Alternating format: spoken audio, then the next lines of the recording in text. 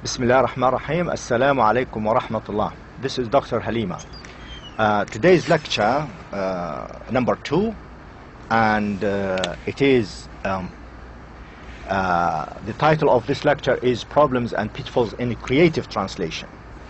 Now, the learning outcomes, you have to, the learning outcomes of this lecture. By the end of this lecture, you would be able, or you should be able, to identify problems and pitfalls in creative translation, and hopefully you would be able to start to translate creatively. So these are the learning outcomes, the objectives, the main objectives. It means by the end of this lecture you should be able to achieve these objectives. Now,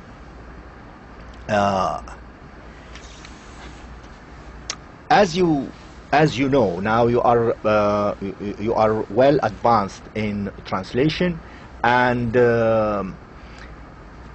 you know that a translation, we cannot confine a translation to just movement or transferring ideas or information between two distinct languages. In other words, it's not only moving ideas from Arabic into English, or from English into Arabic. Do you understand? So translation is more than that, especially when it comes to creative translation. Now, you need to think that when you are translating creatively, you need to interpret different historical periods, dialects, registers, from one language into another language. In other words, you need to really, you need to have this kind of mind, to differentiate between dreaming and waking. So you need to differentiate between what is fictional and what is not fictional. You need to differentiate between, literal and figurative, between thought and word. So translation is really deeper and deeper than that. So you need to understand this, that translation is some kind of a special case of communication. So you need to make sure that you need to communicate a certain message from one language into another. Now, what I have said so far causes some problems in translation. It's not that easy, especially in creative translation. You are bound to face problems.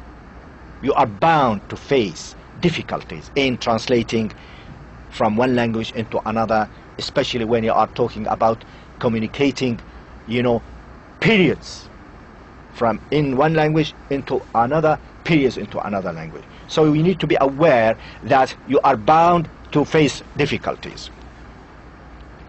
Okay. Now, what we are going to do today, I'm going to give you some idea about the types of difficulties or problems or pitfalls. Pitfalls like little errors or difficulties you might face in creative translation, and this would happen mainly in, let's say, text. We will be talking about text in poetry or drama or novel or short stories, and we will take examples of from orations or oratory speeches. So we will be talking about certain types of difficulties, and we will be talking about semantic shifts over time. We will talk about difficulties, how to translate poetic license, and how to overcome translating compound words. We will come to it one by one, and then we will see whether we can translate rhyme or verse. I mean, in other words, can we translate poetry into poetry? So, and how about technical terms, and the concepts, certain concepts that lack counterpart in another language. So these are examples, these are types of difficulties you are bound to face in translating creative writing in what we say poetry, in drama, or in novel or short stories. Now let's take example number one, all right? Here. Now, semantic shifts over time. What do we mean by semantic shifts over time? It means 200 years ago or 400 years, here we have an example from Shakespeare. Silly sooth. Now, silly sooth, it was used by Shakespeare about, I don't know, probably 400 years ago, you know, and it meant in that time, it meant simple truth. You know, now how would you translate this silly sooth? Now here, now it means different. Now silly sooth, silly, I will come to this, but the meaning of silly sooth has changed over time, over 400 years ago. 400 years ago, expressions like silly sooth meant simple truth. Now, if we look at this, now, how would you translate this? If you so, how would you translate such words? Silly sooth. Is it A, B, C, D, E, F, or something else? Now you have to think of the change, the semantic change of the words. Silly, sooth. Sooth, it means تهدئة. يهدئ. Sooth him, يهدئ, يلطف. سخيفة, silly. تهدئة سخيفة. I don't know. You know. So you need to understand, as I said, the semantic shifts that took place, you know, over time. Would you translate it الحقيقة البسيطة? Would you translate it as الحقيقة السهلة? الحقيقة المطلقة? الحقيقة المجردة?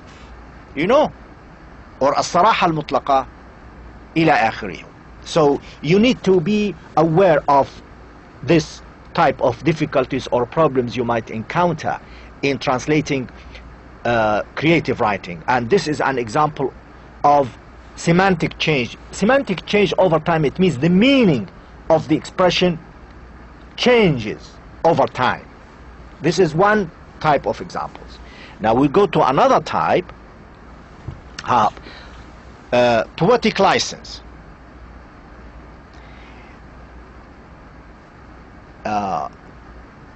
The translation of poetry is probably the most difficult type of translating creatively. You know why? Because it is fraught with difficulties, full of problems, if not impossible. I mean, some people say, well, you cannot, Dr. Halimah, translate poetry into poetry. All right? Why? Because it has so much in it that is an ordinary translator cannot really translate it into poetry. Now let's see whether we can achieve this poetic license, this poetic effect. You know, in poetry, you need to look at form and content. You need to look at the form of the verse, or the line, the poetic line, or and the content. Or the content, it means the meaning and the whole thing, the structure and everything. Now, let's look at this example. I'm sure the majority of you have heard of Al-Shafi'i radiyallahu anhu, and his one of the greatest poems I have ever read.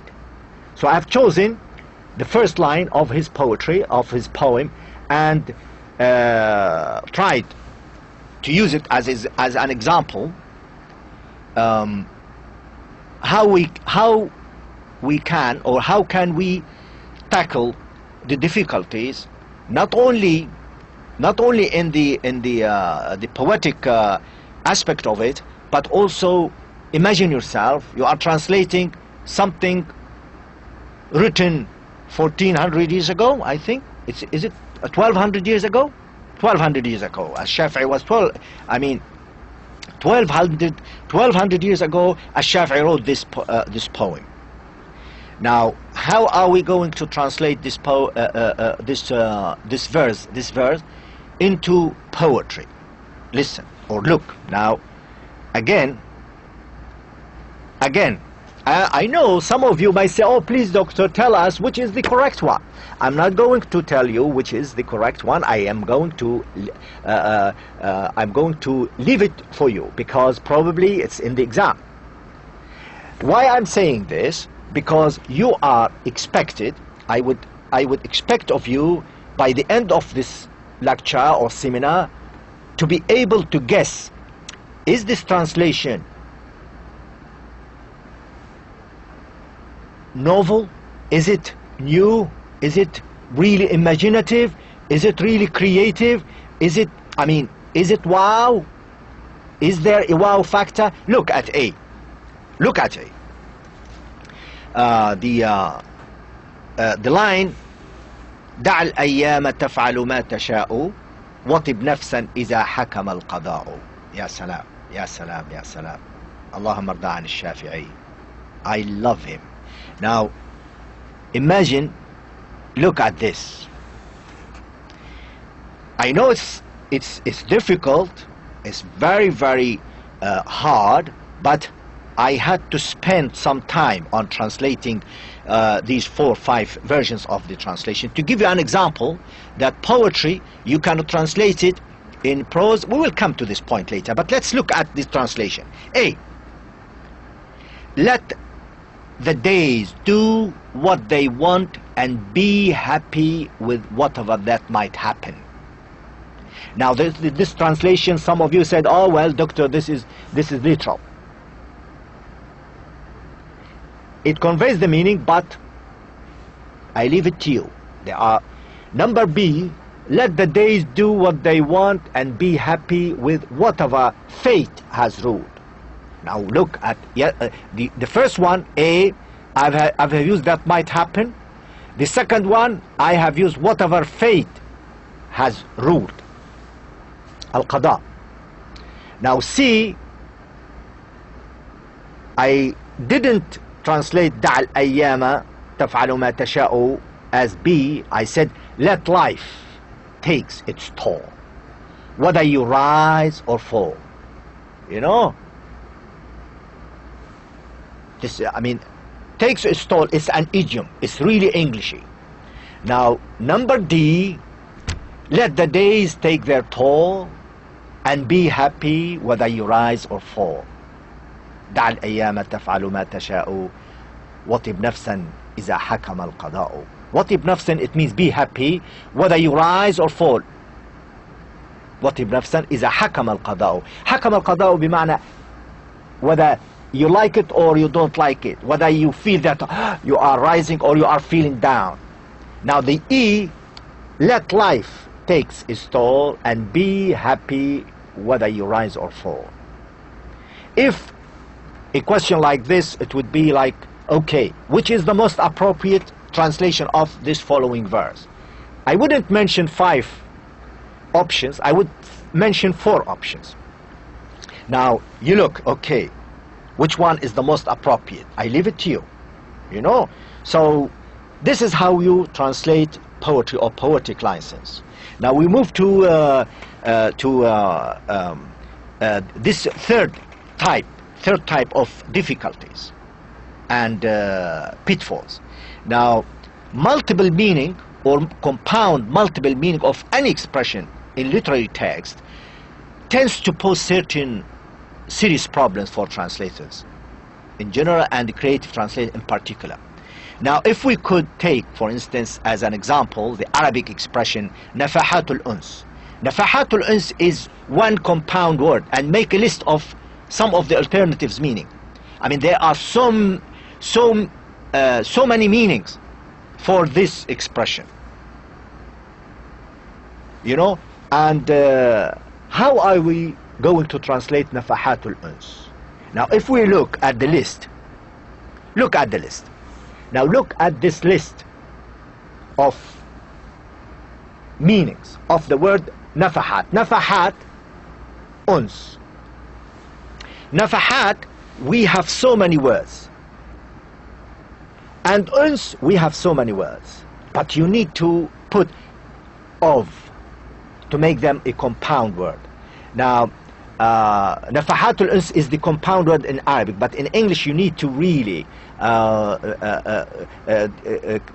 use the of construction, like nafahat, gusts, puffs, outburst, breath of winds, diffusing other scents, fragrance, fragrant breezes, fragrant gales, and so on. Again, uns.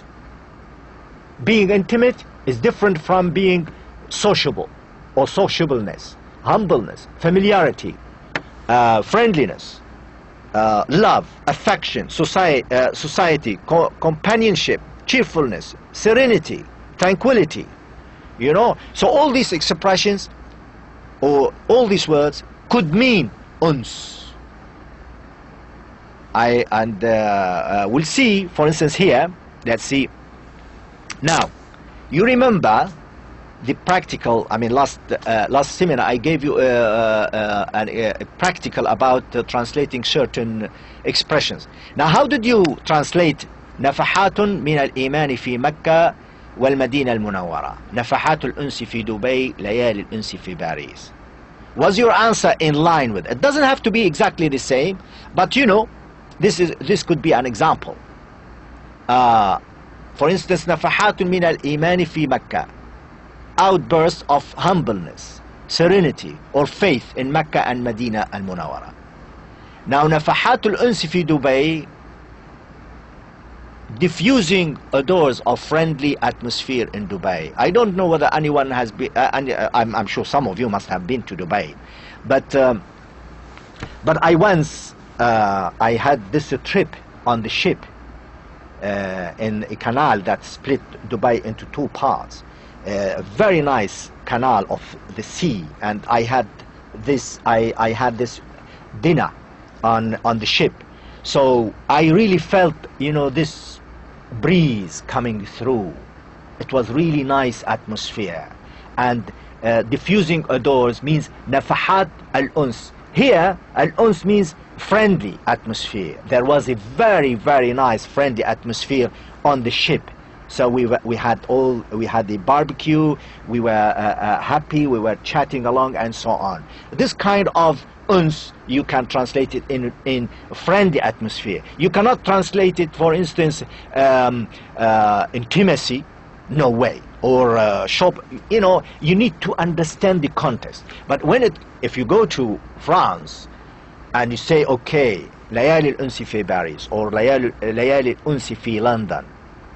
Now here, nights of friendliness and intimacy in Paris, because, you know, every word has its own connotation.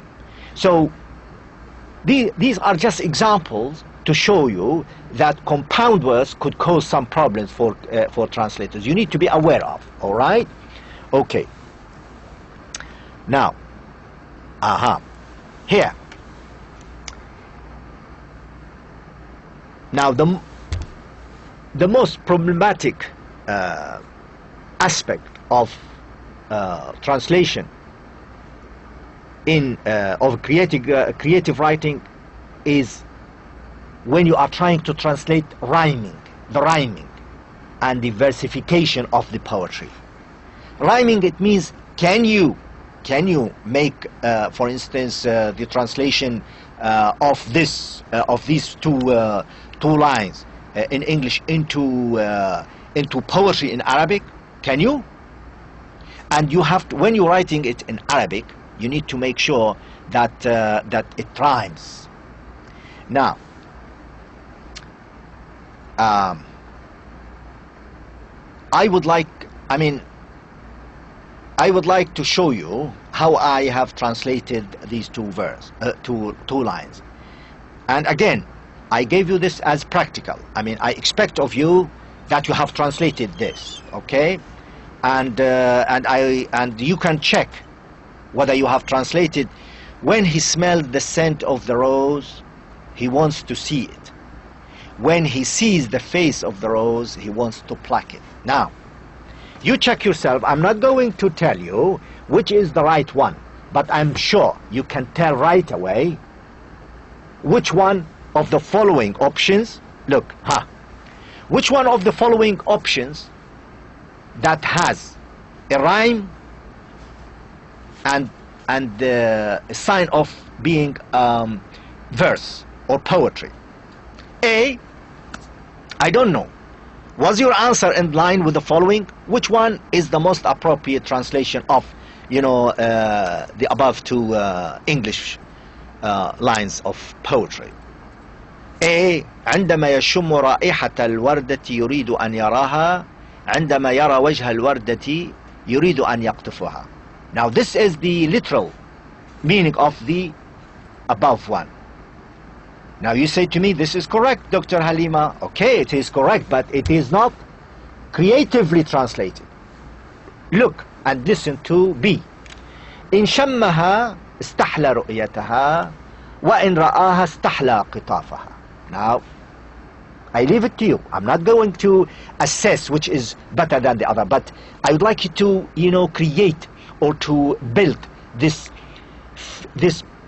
power of assessing creative writing. C, listen to C.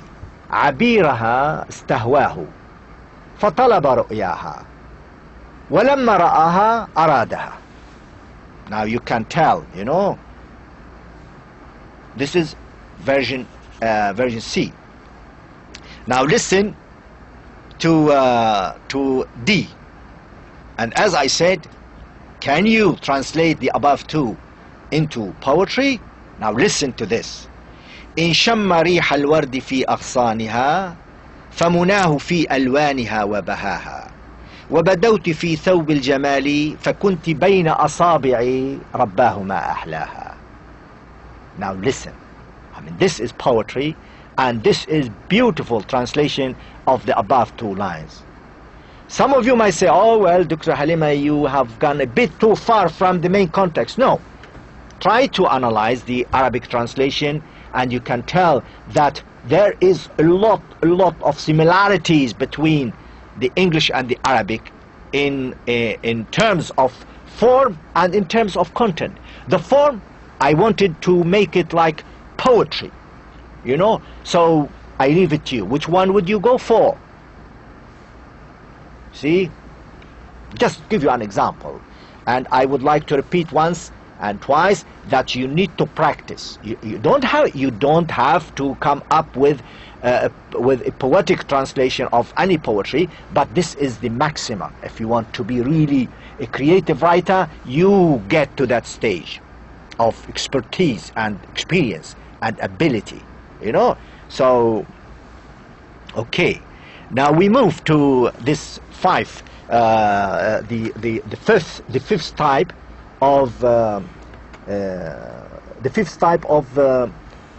of problems you might face in a creative translation. The fifth type is cultural illusion. Now, in cultural illusion, it means in our culture there are certain words that have their own references, they have their own connotations in our culture. Now I'm sure you have heard of the 1001 Nights story or novel, and the most popular expression used is open sesame. Now how would you translate open sesame into English or into Arabic? What is the cultural reference of open sesame? Now some people might say, oh well, it means you are coming into supernatural power, and you say to Al Jinni, please open sesame, open this gate, of this cave, so that I can go in and get all this gold and jewelry and so on. Now, probably in our old times, in our culture, long time ago, you know, we used to have in all these palaces somebody probably sitting behind the door, and his name was Sesame, you know. So open sesame, probably Sesame is the name of the person who used to open the gate when visitors come into the palace to see the responsible person in the palace, you know. So you need to really be aware of all these difficulties, and refer to your culture, or to English culture, or Arabic culture, or Chinese culture, or French culture, to understand the connotations of these words. So this is another example. Now, again, you might find difficulties and problems in technical terms. Technical terms, you need to understand the term very well and the context of it. Like you say to me, okay, love. This is a technical term. It's very difficult to translate love, by the way. I know some of you might say, oh well, it's hub or ashq. No. Now listen to these three examples. These three examples will tell you, you know, the meaning, the different meaning in every example. Now, in a play called As You Like It by Shakespeare, a character called Celia says to Touchstone, another person. Now, she says to him, probably she was his fiancée, you know, and she says to him, look, my father's love is enough to honor him enough. Speak no more of him. You will be whipped for taxation one of these days. In other words, it says to him, look, my father's love is enough for you, so you better behave and be happy with me, with my father's. You know, my father's love is enough for you to be happy with. Now, the second example of love is in Romeo and Juliet. Romeo says, in sadness, cousin, I do love a woman. Now, here, love, as the meaning of love we all know, a love between a woman and a man. Now, the third one, on another occasion, he says, is love a tender thing? It is too rough, too rude, too boisterous, and pricks like thorn. Here, the meaning of love means the concept of love, as a concept. So these are just examples to show you that you need to be aware of certain technical terms. Now, we are talking about creative writing, you know. That's why you can feel that most of the examples are related to literature, literary texts, whether they are in poetry, drama, novels, short stories, and inshallah in the coming seminars or lectures we will be talking about examples from the Quran, from the Hadith, from the speeches of our great Khalifas, and so on and so forth. So we'll take one by one. Okay, now, how would you translate? How would you translate love? Would you translate it A, al-hub, B, al-ushq, C, kilahuma ma'an, D, or ghayrahuma? Again, I leave it to you. As a little exercise for you, I would like you, does Arabic make any distinction between the following expressions? Try to provide a creative translation for, let's say, A, very hot, too hot. Can you come up with a creative translation of very hot and too hot? Cool and cold. What's the difference between cool and cold? Is there a word for cool, and is there a word in Arabic for cold? And is there any, how would you translate al-ushq and al-mahabba into English, you know? So these are posing a lot of difficulties for translators, especially who are specialized in creative translation or creative writing. Now, the most difficult bit is the last one. The last one is the translation of concepts that lack a counterpart in the target language. In other words, there are certain concepts in our culture you cannot find a counterpart in the other lecture, like الذكر, واذكروا الله, اذكروا الله. No, this concept doesn't exist in English or in English culture.